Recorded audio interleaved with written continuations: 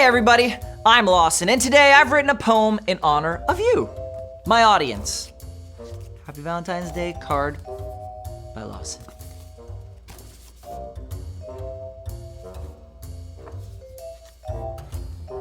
Though face to face, we have never met. You all are as awesome as it gets. You laugh at my jokes week after week, and you think it's okay, I'm a bit of a geek. So I wrote this poem just for you, to show you're important by what I say and do. Can I get some applause? Good job. Thank you. Please, stop. And now I shall present to you an amazing story. This one's about a kid named Ben in the class my mom teaches. Now Ben was super excited when a new kid, Elijah, moved in next door. He imagined being best friends for their whole lives.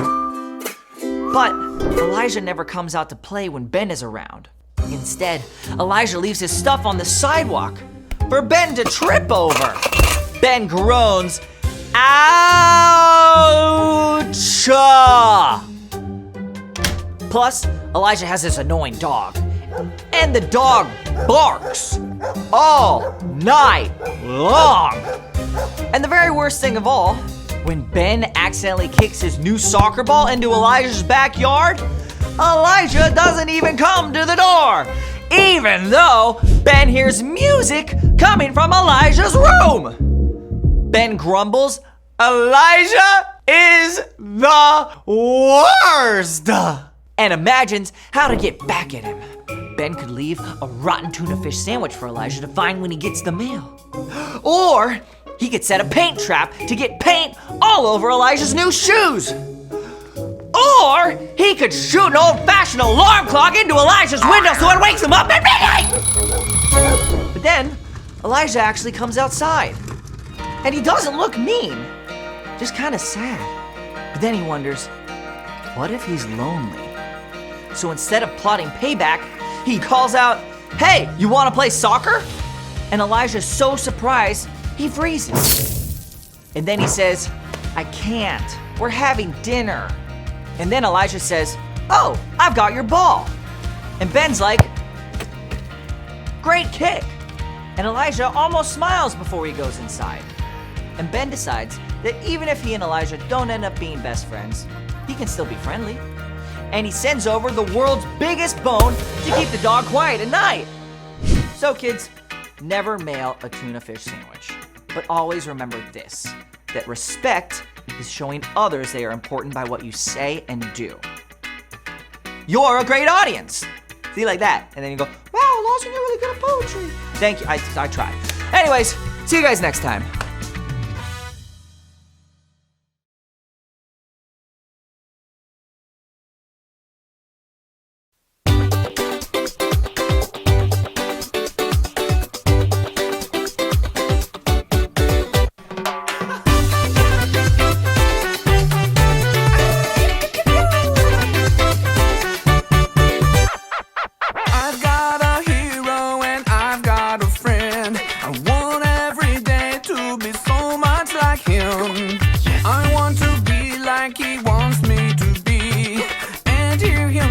That he's so proud of me. Oh, wanna be more like Jesus. Oh, gonna be more like him. Oh, wanna be more like Jesus. Oh, wanna be more like him. His love is so deep and his love is so wide. His love is so good I can't keep it inside. I want to give him my hands and my feet, to love and to serve everyone that I meet. Come on! Oh, wanna love more like Jesus. Oh, wanna love more like him. Oh, wanna love more like Jesus. Oh,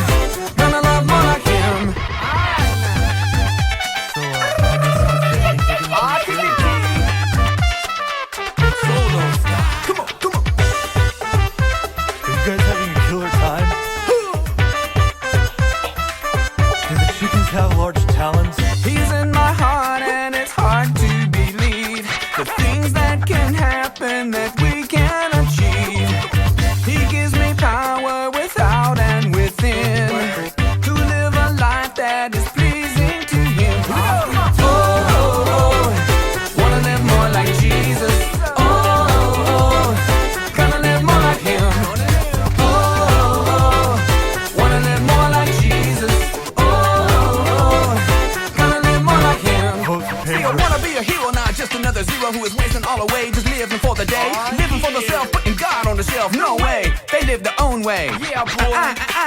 Get a real life. Come on, you all, let's rewrite the wrong. All I wanna do is make the rest years the best years all life long. Oh, yeah. Wanna be more like Jesus. Gonna be more like him. Wanna be more like Jesus. Wanna be more like him. Wanna be just like Jesus. Gonna be just like him. Gonna be just like Jesus.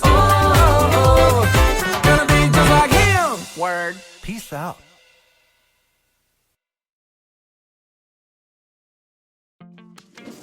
Welcome to Storyland! This week, we're talking about respect while we take a look at the story of two sisters and how they spent time with others. Come on, Amaya!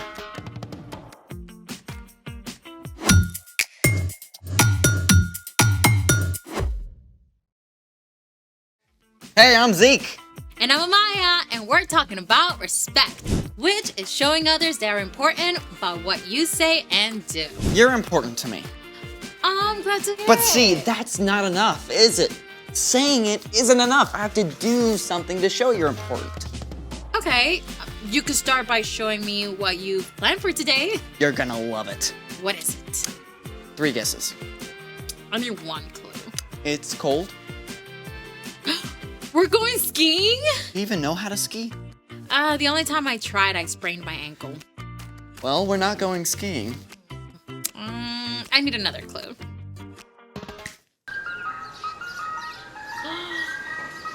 We're eating ice cream! You like ice cream, I right? love ice cream. Enough to ski on it? I'd rather eat it. Great. I've got everything ready. This is awesome. Where's the ice cream? I haven't made it yet.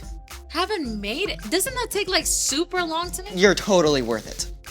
Okay then, I think we better get started. Let's make it! All you need is heavy whipping cream, vanilla, and sugar. Step 1. Pour all the ingredients into the small baggie. 1 cup of heavy whipping cream.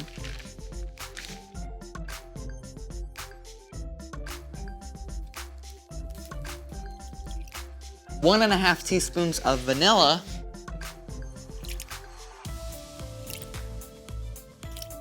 1 tablespoon of sugar. That is not enough. I don't think so. And now, seal the bag. Okay, but what's the salt for? I don't want salty ice cream.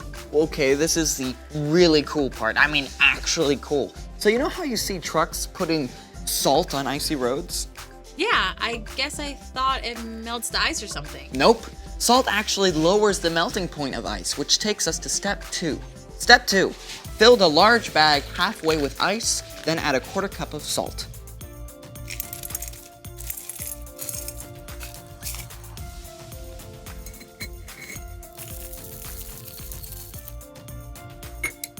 Step 3. Place a small bag inside of the large bag. And pour more ice on top. And now we seal the large bag. Okay, but I still don't get how the salt works.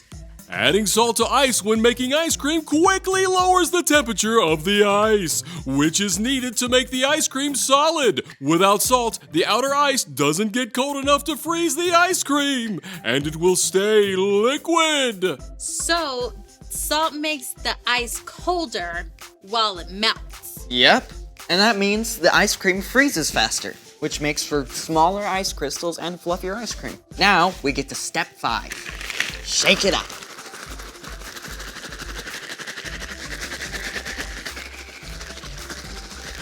For how long? As long as it takes.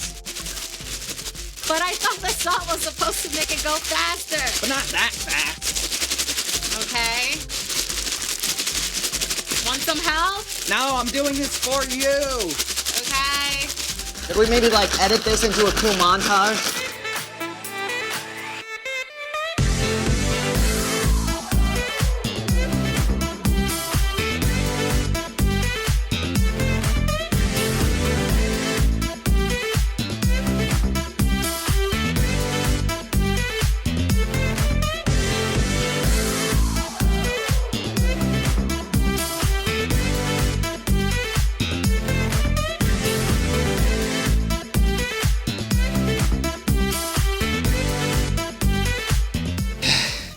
Is it done yet? It looks pretty soft. I guess I better keep shaking it then. Alright. While you do that, it's time for The story before the story. Today we're in Luke, the third book in the New Testament. But before Luke, in the very beginning, out of a deep love, God made an amazing world. But when people turned away from God, the world was broken. God made a plan to draw people back into relationship. So, at the right time, God sent a tiny baby to be born in the small town of Bethlehem. God's very own son, Jesus. When Jesus grew up, he began to travel from town to town, teaching and healing, which is where our story starts. Take it away. Hey everyone, you can call me Brian. Hey, Brian. One day, as Jesus was walking with his disciples, he arrived in the town of Bethany, where a woman named Martha welcomed him into her home. Martha and her sister Mary and brother Lazarus were close friends and followers of Jesus. They knew what an honor it was for him to visit their home. Jesus, you sit right here. I know you must be starving after such a long day. Dinner will be ready soon, but here are some raisins and figs, and Mary just brought cool water from the well. Let me know if you need anything at all. It was common for men to sit at the feet of Jewish rabbis and learn from them, so Lazarus and the other men crowded around to hear Jesus speak, while Martha and Mary worked to prepare a meal for Jesus. Martha must have put every ounce of energy into cooking the best food possible. But after a while, Mary left the kitchen to come and sit down at Jesus' feet just like the men. Now, as the afternoon wore on, Martha kicked into high gear. Boy, she chopped, she roasted, she basted, she baked, she cleaned, and she decorated, flying from one task to the next. And as the temperature in the kitchen, grew warmer, so did Martha's temper. I mean, Mary was over there with Jesus doing nothing, while Martha was left to handle the entire meal on her own. Martha probably felt overwhelmed and annoyed. And at last, she couldn't keep quiet anymore. Does she think dinner is just going to magically appear on the table? Lord, Everything got quiet. Everyone stared at Martha. my sister left me to do the work by myself. Don't you care? Tell her to help me. Everyone waited to see what would happen. Would Jesus be angry with Martha for interrupting? Or would he tell Mary to give up her spot at his feet and go to the kitchen? Instead, Jesus looked at Martha with deep compassion in his eyes. Martha, Martha, you are worried and upset about many things, but few things are needed. Really, only one thing is needed. Mary has chosen what is better, and it will not be taken away from her. Jesus wasn't angry with Martha for working hard to make a meal for him. It was important work that had to be done. But Martha had gotten distracted from the most important way of showing love to Jesus, through her time and attention. So, what did Martha do? Well, we don't actually know how Martha responded. Maybe she did sit down for a while to listen to Jesus, but we do know that later, Martha showed great faith that Jesus could heal her brother. And she was one of the first to declare that Jesus is the Messiah, the Son of God. Well, that's good to know. I mean, I feel like Martha, a lot of times, with school and homework and chores, it's really hard not to worry about things not getting done if I take a break. Well, you're not alone. We can all lose track of what's really important. So, What's our part in the story? Well, Martha was doing lots of good stuff for Jesus, but she missed spending time with him. So, the best way to show love for Jesus is by spending time with him first. Yeah, and there are lots of ways to do that. You can spend time with Jesus by reading scripture and talking with him about what you read. Yeah, you can pray and talk with Jesus about anything that's on your heart. You can even spend time with him by listening to worship music. Or find a quiet place and ask Jesus to be there with you. Where we spend our time shows what matters most to us. Spending time with Jesus is the most important thing. And spending time is a great way to show others that they matter too. Yeah, like when you get home from school, maybe take a couple of minutes to talk to your mom and dad about your day instead of going right into doing your homework. Or when your little sister asks you to do sidewalk chalk, you can put down your game and hang out with her. Maybe your parents want you to go visit your grandma at the retirement home. You might be tempted to grumble, but remember that when you take time to listen to her stories, you show how important she really is. That's a lot to think about. It sure is. See you next time. So here's the thing. Take time to show others that they are important. Speaking of which, where's my ice cream? I finished it up and put it in the freezer. Do I get to eat it? Yeah, let's go. This is actually not salty. Do you feel important? Absolutely. Then my work here is done.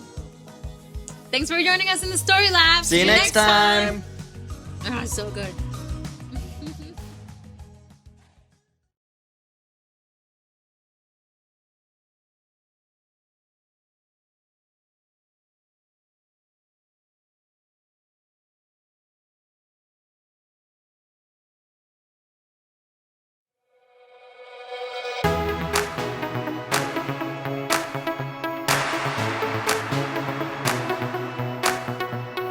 Show me how to love like you, treating others the way you do. Kindness in my thoughts and words, respect my neighbor, putting others first. Jesus, I thank you. I just wanna sing. You're all that I need. You say that I mean so much to you. You love me like a friend and help me through. So I will worship you in all I do. So I live my life to show that I know you're everything to me. You're everything to me. You're everything to me. So I live my life to show that I know you're everything to me. You taught us a brand new way to follow you in what we do and say. Jesus, you are for us. Help us be more like you every day. Jesus, I thank you. I just wanna sing. You're all that I need. You say that I mean so much to you. You love me like a friend and help me through. So I will worship you in all I do. So I live my life to show that I know you're everything to me. You're everything to me.